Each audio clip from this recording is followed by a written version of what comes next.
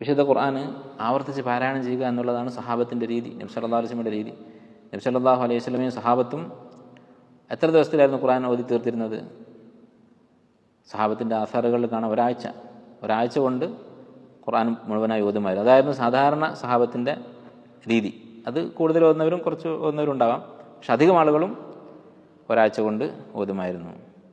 അല്ലെ, നബി സല്ലല്ലാഹു അലൈഹി വസല്ലമ സഹാബത്തുമായി ഇരിക്കുന്ന സമയത്ത് എഴുന്നേറ്റ് പോയി പെട്ടെന്ന്. എന്നിട്ട് തിരിച്ചു വന്നിട്ട് പറഞ്ഞു, എനിക്ക് ഓതാനുണ്ടായിരുന്ന ഹിസ്ബ് പൂർത്തിയായിട്ടുണ്ടായിരുന്നില്ല. ഒരു ദിവസം ഓതാൻ നിശ്ചയിച്ചിട്ടുള്ള ഒരളവുണ്ട്, അത് പൂർത്തിയായിരുന്നില്ല, അത് ഓതാൻ വേണ്ടി ഞാൻ പോയതാണ് എന്ന് പറഞ്ഞു. ആയിഷ റളിയല്ലാഹു അൻഹയെ കുറിച്ച് പറയുന്നത് കാണാം, കാനത്ത് തഖറഉ അക്സറ ഹിസ്ബിഹി അല ഫിറാശിഹ, അക്സറ ഹിസ്ബിഹ അല ഫിറാശിഹ. അവരുടെ ആ ഓതാൻ നിശ്ചയിച്ച അളവ് 1, 2, 3, 4 ഒക്കെ ജുസ് ഓതുന്നുണ്ടാവും ഒരു ദിവസം. അതെത്രയാണോ അത് ഓതാറുണ്ടായിരുന്നത് പലപ്പോഴും അവർ കിടന്നുകൊണ്ടായിരുന്നു.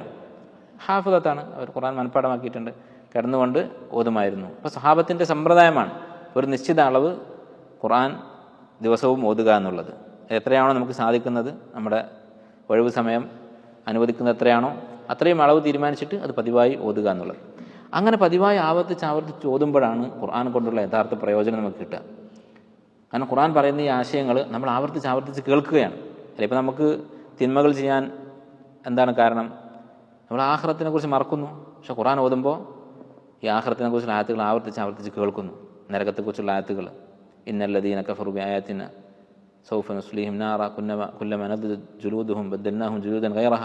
അല്ലെ, നരകത്തിൽ അള്ളാഹു തീ കത്തി തൊലി കരിഞ്ഞു പോയാൽ അടുത്ത തൊലി കൊടുക്കും. ഈ ആയത്തൊക്കെ നമ്മൾ ആവർത്തിച്ച് കേൾക്കുകയാണെങ്കിലോ നമുക്ക് നരകത്തെക്കുറിച്ച് പേടിയുണ്ടാകും. മാ യൽഫദു മിൻ ഖൗലിൻ ഇല്ലാ ലദൈഹി റഖീബുൻ അതീദ്. അതുപോലെ തന്നെ നമ്മൾ ദുനിയാവിൻ്റെ പിന്നാലെ പോകുന്നത് കൊണ്ടാണ് നമുക്ക് അശ്രദ്ധ ഉണ്ടാകുന്നത്. അല്ലെ, പിശാച് മനുഷ്യനെ പിടികൂടുന്നത് ആദ്യം തിന്മ ചെയ്യിപ്പിക്കുകയില്ല, നേരെ വന്നിട്ട് തിന്മ ചെയ്യാൻ പറയില്ല. പിശാചിൻ്റെ ഖുത്വാത്തുണ്ട്, യാ അയ്യുഹല്ലദീന ആമനു ലാ തത്തബിഉ ഖുത്വാത്തി ശൈത്താൻ. പിശാചിൻ്റെ കാലടികൾ നിങ്ങൾ പിന്തുടരരുത് എന്നാണ് പറഞ്ഞത്. പിശാച് ഇങ്ങനെ സ്റ്റെപ്പായിട്ടാണ് പഠിപ്പിക്കുക. ആദ്യം വന്നിട്ട് ഗഫ്ലത്ത് ഉണ്ടാക്കാൻ നോക്കും.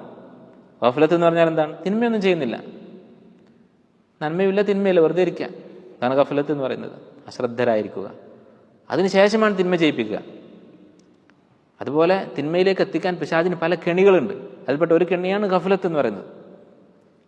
കുറച്ച് നേരം നമുക്ക് റെസ്റ്റ് എടുക്കാം, കുറച്ച് കഴിഞ്ഞിട്ട് നമുക്ക് എന്തെങ്കിലുമൊക്കെ ചെയ്യാം, ഇപ്പോൾ കുറച്ച് സമയം വെറുതെ ഇരിക്കും എന്ന് പറയും പിശാച്. അങ്ങനെ വെറുതെ ഇരിക്കുന്നത് അത് തുടക്കമാണ് പിശാചിൻ്റെ.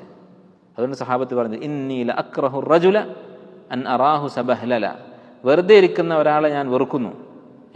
ഉമർ റളിയല്ലാഹു അൻഹു ആണോ ഇബ്നു മസ്ഊദ് ആണോ എന്ന് ഓർമ്മയില്ല, റളിയല്ലാഹു അൻഹു ഒരു സഹാബി പറഞ്ഞതാണ്, ഇന്നി ലഅക്റഹു റജുല അൻ അറാഹു സബഹ്ലല. വെറുതെ ഇരിക്കുന്നത് കാണുന്നത് എനിക്കിഷ്ടമല്ല. ലാ ഫീ ശൈഇൻ മിൻ അമലി ദുനിയ വലാ ഫീ ശൈഇൻ മിൻ അമലിൽ ആഖിറ. ആഖിറത്തിൻ്റെ പണിയുമില്ല, ദുനിയാവിൻ്റെ പണിയുമില്ല.